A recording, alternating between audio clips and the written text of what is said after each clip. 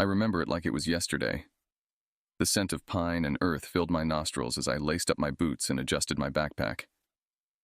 I've always loved hiking, and as a 20-year-old with a spirit of adventure, I often found solace in the quiet, undisturbed trails of the forest. My friends and family knew the drill. I always notified them of my plans, and I never went unprepared. That particular day, I set out on a trail in a remote part of the forest reserve, eager to disconnect from the hustle of daily life.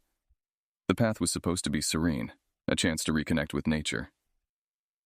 As I ventured deeper into the woods, the chirping birds and rustling leaves provided a soothing soundtrack to my thoughts.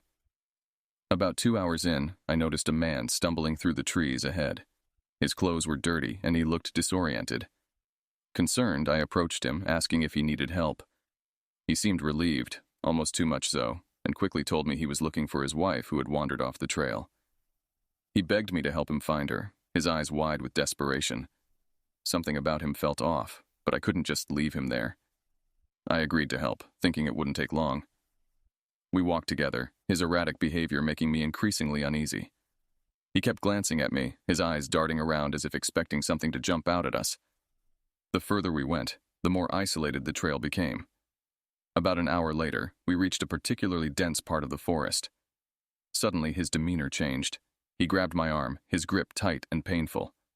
"You're not going anywhere," he hissed, his face contorted with an unsettling mix of rage and glee. Panic surged through me. I yanked my arm free and ran, the adrenaline fueling my flight. I could hear him crashing through the underbrush behind me, shouting threats. Desperately searching for a place to hide, I stumbled upon a cave. Without thinking, I darted inside, hoping the darkness would conceal me. My heart pounded in my ears as I crouched behind a rock, trying to silence my breathing. It was then that I noticed the scattered belongings: backpacks, water bottles, clothing. Some looked old and weathered, others disturbingly recent. My stomach churned as I realized I wasn't the first person to find this place. Evidence of makeshift camps and the remains of half-eaten food littered the ground. I stifled a gasp, the horrifying truth sinking in. This man had been capturing people, bringing them here. After what felt like hours, the forest grew silent. I peeked out cautiously, seeing no sign of him. Summoning every ounce of courage, I crept out of the cave and started retracing my steps, using my knowledge of the forest to avoid making noise and leaving tracks. The sun was beginning to set, casting eerie shadows through the trees, but I pressed on. Eventually, I stumbled upon another group of hikers. They saw my disheveled state and immediately called the police. As I recounted my ordeal, the reality of how close I'd come to becoming another of his victims hit me. The authorities combed the forest and, with my help, found the cave and the man who had tormented me. He was arrested, his true nature revealed as a dangerous predator. I never went hiking alone again. The forest, once a place of peace and tranquility, had turned into a haunting memory.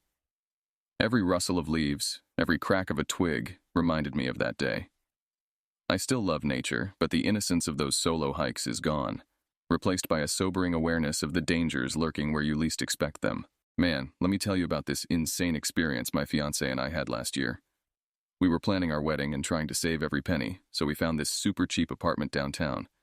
It was in this old, rundown building, but we figured we could deal with it for a while. How bad could it be, right? So we move in, and for the first week or so, everything is fine. The place is old, yeah, and kinda creepy with those creaky wooden floors and dim hallways, but nothing too weird. Until one night, we start hearing these strange noises from the apartment above us. We thought it was odd because we were told that place was vacant. But there it was. Footsteps, like someone pacing back and forth, sometimes even late at night. We asked the building's janitor about it, old guy named Frank. He got all shifty, wouldn't meet our eyes, just mumbled something about plumbing noises and walked off. That just made us more curious, and honestly kind of freaked out. One night I couldn't sleep, so I was just staring out the window, you know? And I see this dude standing outside the building, kinda hidden in the shadows. He looked up, and I swear he locked eyes with me before heading inside.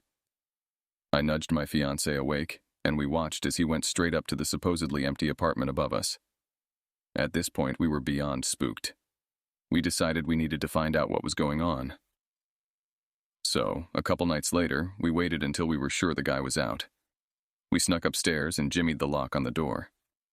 The place was a mess. It looked like someone had been living there for years. makeshift bed, old food containers, and papers scattered everywhere. But what really freaked us out were the boxes in the corner. We opened one, and inside were packets of drugs and some papers with people's names and photos. Before we could even process what we were seeing, we heard the front door slam downstairs. The guy was back. We panicked, shoving the papers back into the box and ducking into the closet. We could hear him moving around, muttering to himself. He must have noticed something was off because he started searching the place, his footsteps getting closer and closer to the closet. Just when I thought he'd find us, we made a break for it, dashing out of the closet and past him. He shouted and gave chase. We flew down the stairs, hearts pounding. We didn't stop until we reached the basement. The only place we could hide was this old, locked storage room. We managed to break in, and inside we found even more boxes. These weren't just filled with drugs. They had documents detailing all sorts of illegal activities. Trafficking, kidnappings, you name it. It was like we had stumbled onto some kind of criminal headquarters. We stayed hidden there, trying to stay silent, until we heard the guy leave, probably thinking we'd run out of the building. We bolted for our apartment, grabbed our phones, and called the cops. They came in full force, raided the place, and arrested the guy. Turns out, he was a wanted criminal, and the old building was his hideout. We moved out the next day, but the whole thing left us pretty messed up. Even in our new place, we couldn't shake the feeling of being watched or followed. It's like once you've been that close to real danger, you can't ever really feel safe again. I've got a story to tell you that'll make you think twice about your next camping trip. This happened to me and my friends right after we graduated from college. We were all in our early 20s, full of life and ready to celebrate our newfound freedom. So, what did we decide to do? We planned a camping trip to a remote forest, far from any signs of civilization, near this beautiful, isolated lake. It was the perfect spot, or so we thought. We pitched our tents, set up a campfire, and spent the first night laughing, drinking, and sharing stories. But as the night went on, I started feeling like we weren't alone. You know that eerie sensation when you feel eyes on you? I tried to shake it off as paranoia, or maybe just the local wildlife. After all, we were deep in the forest, right? The first night passed uneventfully, but that feeling of being watched never really went away. On the second night, things took a dark turn. We all crashed early, exhausted from a day of hiking and swimming. Sometime in the middle of the night, I woke up to the sound of rustling outside my tent. At first, I thought it was just one of the guys taking a leak or something. But when I unzipped my tent to check, I saw Jake's tent was empty and torn apart, with his stuff scattered everywhere. Panic set in. There were drag marks on the ground leading into the dense forest. We all grabbed flashlights and followed the trail, calling out for Jake. That's when we stumbled upon these primitive traps, like full-on out-of-a-horror movie traps, spikes, snares, you name it. Someone or something was out there, and they didn't want us around. We pressed on, fear gnawing at us. Then, through the trees, we spotted this old, decrepit cabin. It looked like it hadn't been touched in years. Inside, we found a nightmare, guns, knives, survival gear, and all sorts of creepy stuff. It was clear someone lived there, someone who was prepared for anything. And then, we heard it. Muffled screams coming from a locked room in the back. Busting down the door, we found Jake, tied up and terrified. He was babbling about a man who claimed we were trespassing on his land and that he'd kill us all if we didn't leave. As we untied him, the door slammed open, and there he was, the survivalist. He looked like he hadn't seen another human in years, eyes wild, beard scraggly, and he was armed. We didn't stand a chance in a fair fight, so we had to be smart.